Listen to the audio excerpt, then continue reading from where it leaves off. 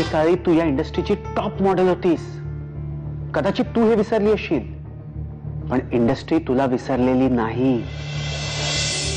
तू मनात आणलंस तर आजही पुन्हा नव्याने सुरुवात करू शकतेस. Think about the future Ayesha, think about the future. फ्युचरचा विचार करूनच ते सगळं सहन करते ना. आणि हे बघ, आता माझी मुलगी हेच माझं फ्युचर आहे. अरे माझ्या कुठल्याही निर्णयाचा तिला त्रास होऊ नये म्हणून मी हे सगळं सहन करते. आज माझ्या मुलीला जितकी तिच्या मॉमची गरज आहे ना, तितकीच तिच्या डॅडची सुद्धा गरज आहे. आणि हे असं असताना जर आत्ता ह्या क्षणी मी केटीला सोडून गेले तर त्याचा तिच्या मनावर काय परिणाम होईल?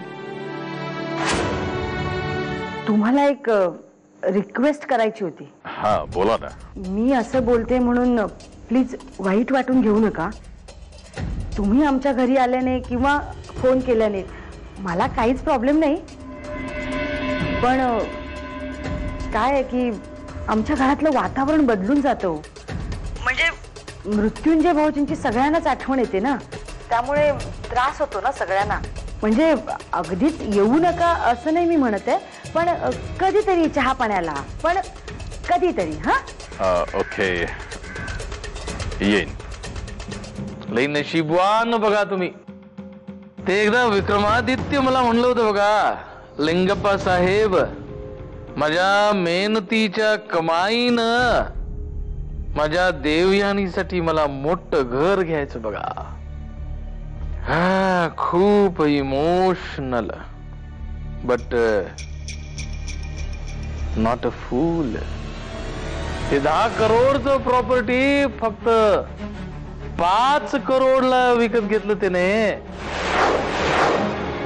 बोळ हो सुनबाई, तुम्ही एकदम बोळ बघा. 50 लाख एवढं मोठं घर.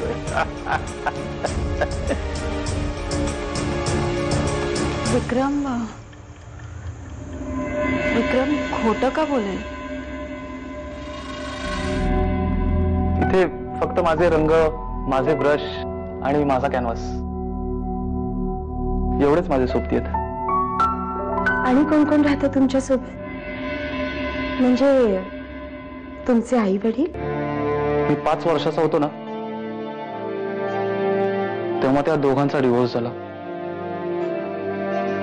संसारातल्या काही गोष्टींची जशी वाटणी होते ना, तशी माझीही वाटणी झाली. लहान होतो म्हणून आईकडेच कस्टडी गेली. बाबा यायचे मदनांना भेटायला. कालांतराने तेही कमी झालं. दुसरं लग्न केलं त्यांनी. मग काय, मी आणि माझी आईच. तिचाही सहवास मला फार काळ लाभलाच नाही. कॅन्सरनं गेली ती. या बंगल्याच्या व्यवहारात विक्रमने किती टक्के कमिशन ठरवलं होतं तुमच्यासाठी? हो मॅडम, फक्त ठरवलं काय, अहो देऊन टाकलंय. अहो हीच तर राजे शिर्केंची खासियत आहे. हो, मी ह्या मालकाला स्पष्ट सांगितलं, काही काळजी करू नका. हो, आपण हा बंगला विक्रमादित्य राजे शिर्केना विकतोय. हो, आता तुमच्यासाठी 5 कोटी म्हणजे काहीच नाही. हो,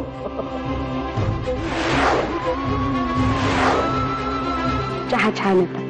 थँक्स मॅम. प्लीज तुमची हरकत नसेल तर एक रिक्वेस्ट करायची होती. जी बोला. मॅम, खरं तर जेव्हापासून तुम्हाला पाहिलंय ना तेव्हापासून तुमचं एक पोर्ट्रेट काढायची इच्छा होती.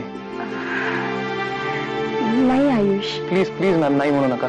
अहो आणायचं तुम्ही माझ्या इथे आलायत ना, प्लीज थोडा वेळ द्या फक्त मला. मी लगेच पोर्ट्रेट करतो मॅम. प्लीज नाही म्हणू नका. ठीक आहे, पण लवकर. हा नाही मॅम, लगेच मॅम.